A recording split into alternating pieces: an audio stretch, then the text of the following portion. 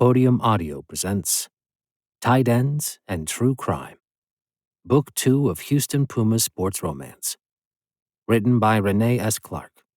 Performed by Amelia, Hugh, and J.D. Tomlinson.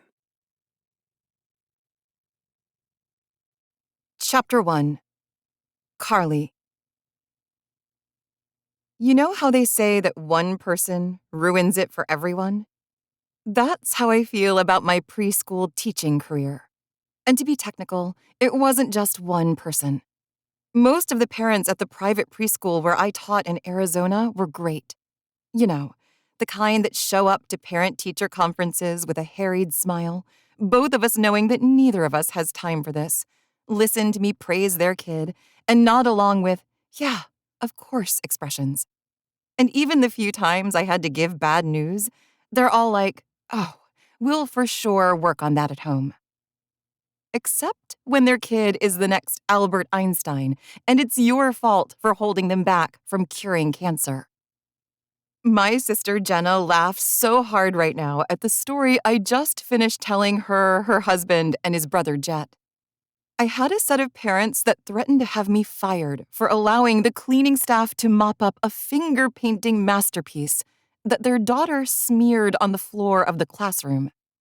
To be fair, it did have a startling resemblance to the Starry Night. "There's no way," Jenna says, her shoulders still shaking at my impression of the father's indignation over the whole thing. They couldn't believe I didn't even get a picture first.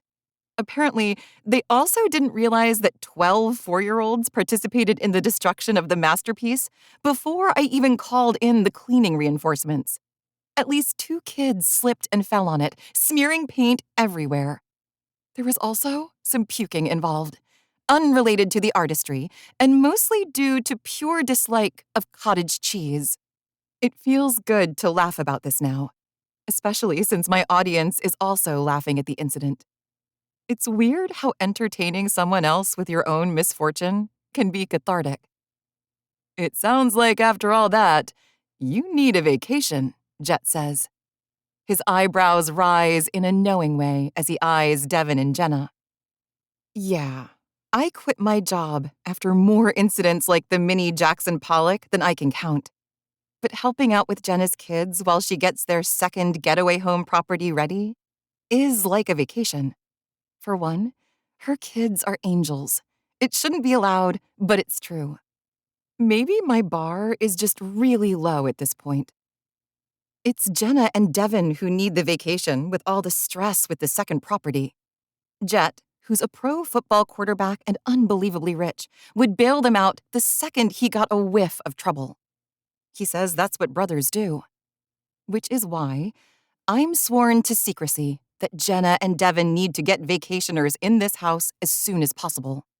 The mortgage on this new property is higher than the others, and it's stretching them thin without the house bringing in anything. Jet would push twice as hard for Jenna to move into the house next door to his, which he also owns. But my sister is being stubborn about it, insisting this is her business and she'll manage it how she sees fit. I think she's crazy not to take a free house that Jet genuinely wants to provide for them. But Jenna will be Jenna. Besides, they are going to get a vacation. Jet's flying them out with him to Maui for his teammate's wedding celebration, and Jenna can go knowing her kids are in good hands with me. "Why don't you bring Carly with you to Maui?" Jet says to Jenna. I know Jet well enough to know that he's not the kind of guy that assumes everyone can throw money around the way he can. After winning a championship with the Houston Pumas football team this year, his agent has already negotiated a monstrous new contract for him, and he's always paying for something for Jenna and Devin. Just like with the house, Jenna hates it a little bit. Like she thinks she's mooching off of him, even though I can see it makes him happy to spend the money on his family and friends. So I laugh at his suggestion. I'm not sure at what point you missed that I just quit my job and I'm living with my sister. Jet returns the laugh, but shakes his head.